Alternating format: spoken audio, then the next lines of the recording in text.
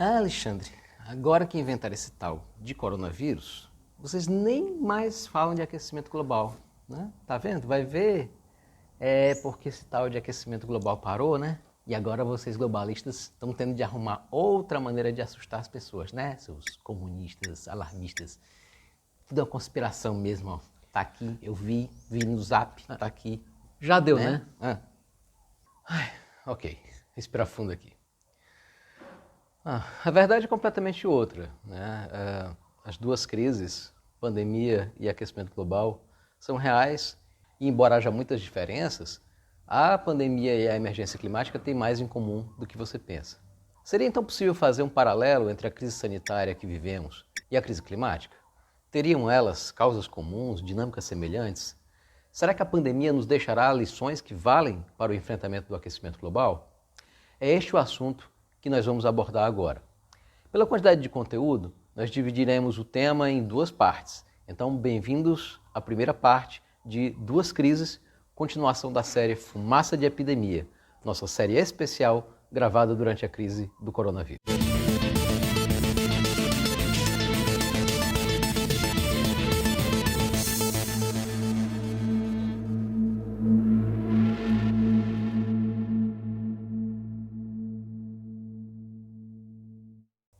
Olha, a primeira coisa a dizer é que o nosso amigo do chapéu de alumínio da abertura está completamente por fora de tudo.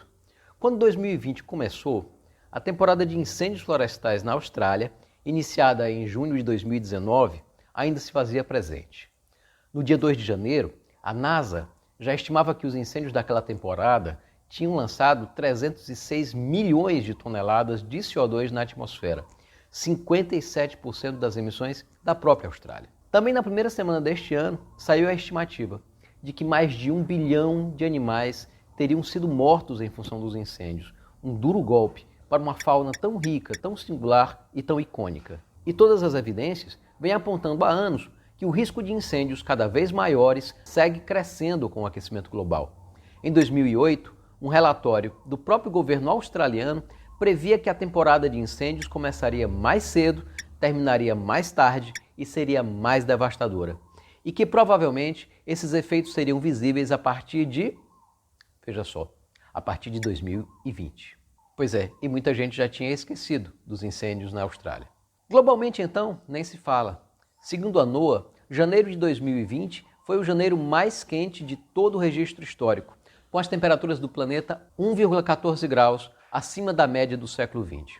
As temperaturas seguem bem mais altas que o normal, e 2020 está em segundo no ranking, atrás somente de 2016, um ano em que tivemos um poderoso evento de El Niño. As projeções, inclusive, de um dos diretores da NASA, mostram que temos 60% de probabilidade de que 2020 quebre o recorde absoluto de temperatura global. Para completar, exatamente porque, dentre outros fatores, o Oceano Atlântico está com temperaturas muito acima da média climatológica, a tendência é que tenhamos este ano uma temporada de furacões mais ativa do que o normal. Então, meus caros, o aquecimento global permanece e, pior, segue mais preocupante do que nunca. O fato de todo mundo, inclusive nós, cientistas do clima, estarmos falando muito da pandemia não tem a ver, portanto, com nada do tipo o aquecimento global foi embora. Demonstra, isso sim, que nós valorizamos a ciência, a informação que a ciência nos dá, inclusive de outras áreas, em particular os alertas diante de uma situação de risco e que levamos a sério quando alguém com conhecimento de causa nos diz que estamos em situação de emergência.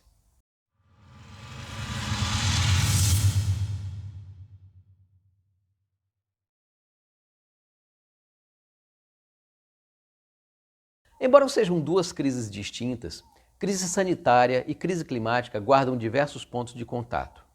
Primeiro, porque a dimensão ecológica as conecta. A pandemia atual, assim como outros surtos virais recentes, está muito ligada à crise ecológica global, à degradação ambiental, à destruição de florestas e tudo mais. Mas ok, vamos explicar isso melhor. Tudo indica que o novo coronavírus passou de animais silvestres para seres humanos. O que está por trás disso é que cada espécie de animal tem um conjunto de vírus que lhe é endêmico. Naquele animal, ele pode até nem produzir sintomas de adoecimento. Bom, em geral, nós não travamos contatos com esses vírus, seja porque eles normalmente não nos infectam, seja porque ele está lá no cantinho dele, naquele animal, lá na floresta, e então não chega até nós. Mas aí, à medida que nós invadimos e ocupamos as áreas onde vivem esses animais, mais cresce a probabilidade de um desses vírus, ou uma versão mutante deles, saltar de outras espécies até nós. Tudo indica que foi isso que aconteceu com o HIV e o Ebola. O HIV vindo de chimpanzés, como uma evolução do SIV, enquanto o Ebola circula entre morcegos, primatas, macacos, gorilas, chimpanzés e antílopes. Ao que parece, também aconteceu com SARS e MERS, primos mais próximos do novo coronavírus, que aliás é chamado de SARS-CoV-2, o que significa o tipo 2 de coronavírus que produz SARS, Síndrome Respiratória Aguda Severa. Mas então a questão é simplesmente a caça, o contato com animais silvestres, o consumo de carnes, como o pessoal tem dito, exóticas? Não, o buraco é bem mais embaixo. Vocês lembram dos termos gripe suína, gripe aviária e outros? Pois é, eles são nomes populares de diversos tipos de vírus da influenza, ou seja, da gripe. H1N1, H5N1, H7N9 é outro tipo de vírus diferente do coronavírus.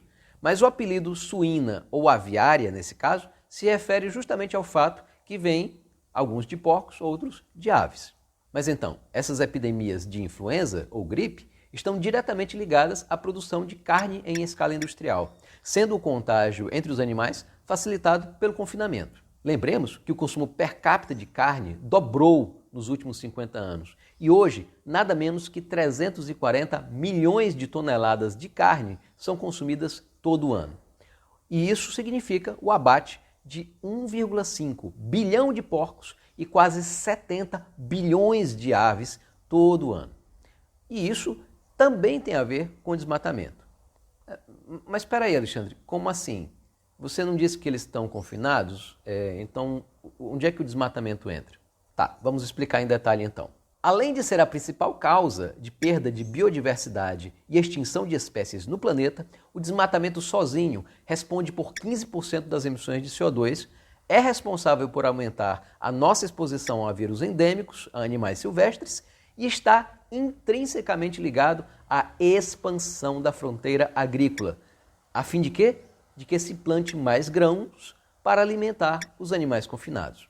Para vocês terem uma ideia, 71% dos continentes do nosso planeta, ou 104 milhões de quilômetros quadrados, são ocupados por terras férteis. Quase metade disso já é usado pela agropecuária. Acontece que desses 51 milhões de quilômetros quadrados, somente 11 milhões são usados para produzir grãos, cereais, legumes, frutas, enfim, vegetais para alimentação humana. Por outro lado, 40 milhões de quilômetros quadrados são usados para pasto ou culturas para alimentar animais confinados, como a soja, que em sua maioria não é alimento humano, mas matéria-prima para a ração animal. Importante dizer, os vegetais em nossa dieta, que precisam de apenas 23% da terra usada na agricultura, nos fornecem 82% das calorias e 63% das proteínas que necessitamos. Já os produtos de origem animal, incluindo não só a carne, mas também laticínios, demandam 77% da terra e nos fornecem apenas 37% das proteínas e míseros 18% das calorias. Então, de um jeito ou de outro, seja por manter bilhões de animais confinados, seja por ser o principal indutor de desmatamento, a indústria da carne é, na verdade, uma verdadeira fábrica de epidemias. Mas não é só esse consumo de carne exagerado para dizer o mínimo, o problema com o nosso estilo de vida atual. Não teria sido possível a rápida disseminação do novo coronavírus sem o que a gente chama de hipermobilidade. Com a globalização e graças à aviação internacional, hoje quaisquer duas cidades grandes do mundo estão conectadas em, no máximo, algo como 48 horas. Sendo que é justamente o uso intensivo de energias fósseis que sustenta essa hipermobilidade.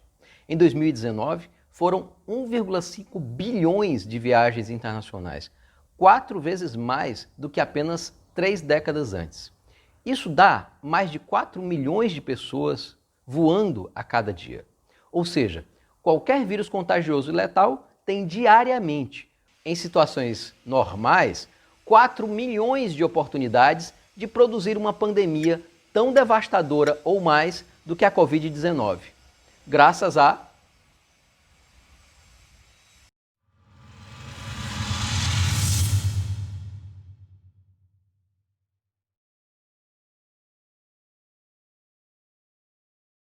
As duas crises são também semelhantes em vários aspectos. Em ambos os casos, trata-se de uma emergência e, como em toda emergência, o entendimento da gravidade do problema e o tempo de ação fazem toda a diferença. Em vários países, a recusa ou a demora em agir na pandemia levaram ao colapso do sistema de saúde e à multiplicação das mortes. Na Itália, apareceu a campanha de que Milão não para. Nos Estados Unidos, Trump minimizou os riscos, sendo que nesses casos, só medidas mais severas surtiram efeito, e quando o custo já era enorme.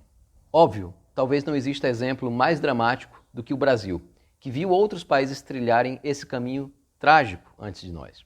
A modelagem do contágio do coronavírus mostra que, no início, um dia de atraso poderia resultar em nada menos que 40% a mais de casos acumulados no final. A inação? Bem, melhor nem comentar. O caso dos Estados Unidos é dramático. Um estudo publicado em abril pelo New York Times mostra que se medidas como o fechamento de escolas, proibição de aglomerações e outras tivessem sido adotadas 2 semanas antes, quando o país só tinha 11 óbitos por Covid-19, as mortes poderiam ter sido reduzidas em 90%. Mesmo uma semana de antecipação poderia ter resultado em 60% de redução no número de mortes. E enquanto preparamos este vídeo, as mortes por lá passam de impressionantes 100 mil. Nos Estados Unidos também, mas no Brasil, talvez mais do que o atraso, a combinação de negacionismo, sabotagem do governo federal e implementação meia-boca de medidas de isolamento alimentaram essa tragédia em curso. E quanto ao clima, é parecido.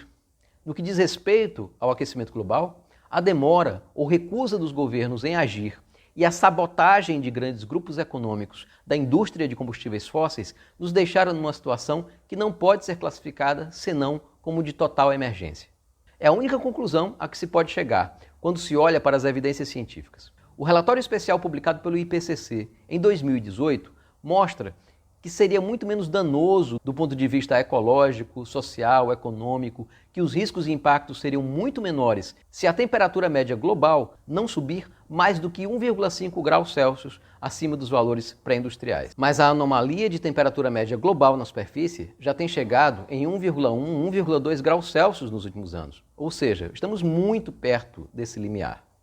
Mais ainda, se não cortarmos pela metade as emissões de CO2 até 2030, as chances de conseguir esse objetivo se tornam praticamente nulas. Sim, é isso mesmo que você ouviu. Dos mais de 40 bilhões de toneladas de CO2 que emitimos anualmente, temos uma década para cortar 20 bilhões. Se tivéssemos agido cedo, essa necessária transição para uma economia de baixo carbono provavelmente teria sido pouco traumática. Estudo do colega cientista Zeke Hausfather, da Carbon Brief, mostra que se as emissões tivessem chegado ao pico em 2000, o objetivo de conter o aquecimento global abaixo de 1,5 graus seria obtido simplesmente cortando 3% das emissões a cada ano. Hoje em dia, isso só será possível com cortes de pelo menos 7% ao ano, contando ainda com as chamadas emissões negativas, ou seja, retirada de CO2 da atmosfera num ritmo maior do que as emissões daqui a poucas décadas. Não esqueçam, esses 7% são algo parecido com as estimativas de queda nas emissões de CO2 com a crise do coronavírus, tema que discutimos num vídeo anterior. Ou seja, não dá, em nenhuma hipótese, em pensar a retornar a um normal das emissões. Pelo contrário, é preciso pensar como ano que vem a gente possa diminuir ainda mais as emissões de CO2 e demais gases de efeito estufa. Acho que isso dá bem a dimensão do que está em jogo.